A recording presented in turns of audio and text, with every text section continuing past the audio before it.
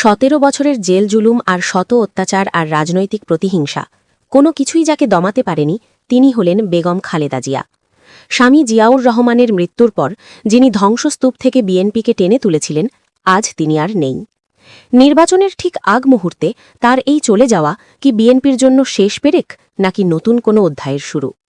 মায়ের মৃত্যুতে আজ একা হয়ে গেলেন তারেক রহমান, কিন্তু প্রশ্ন হল, বেগম জিয়ার সেই বিশাল শূন্যস্থান কি পূরণ করতে পারবেন তিনি?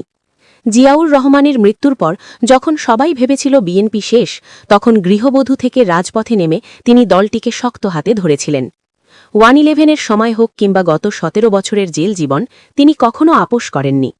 তিনি একাই 5টি আসনে নির্বাচন করে 5টিতেই জয়ী হবার ক্ষমতা রাখতেন। তার ব্যক্তিগত ইমেজের ওপর ভর করেই বিএনপি এত বছর টিকেছিল। কিন্তু আজ বাস্তবতা ভিন্ন। মা নেই, নির্বাচনের ঠিক আগ মুহূর্তে এই ধাক্কা সামলানো তারেক রহমানের জন্য পাহাড় সমান চ্যালেঞ্জ। একদিকে তিনি দেশে নেই, অন্যদিকে দলের সিনিয়র নেতাদের মধ্যে মতভেদ। এতদিন কর্মীরা জানতেন তাদের নেত্রী জেলে আছেন, কিন্তু বেঁচে আছেন, এটাই ছিল তাদের মানসিক শক্তি।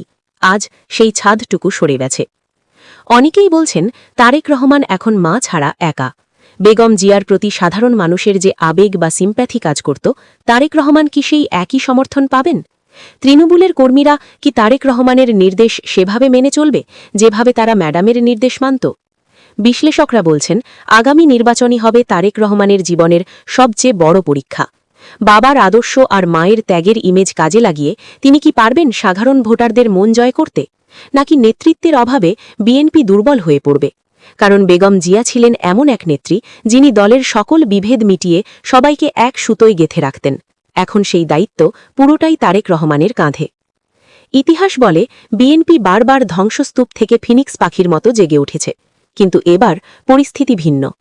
আপনারা কি মনে করেন, খালেদা জিয়ার অবর্তমানে তারেক রহমান কি পারবেন বিএনপিকে রাষ্ট্রক্ষমতায় ফিরিয়ে আনতে? আপনার মতামত অবশ্যই কমেন্ট করে জানান।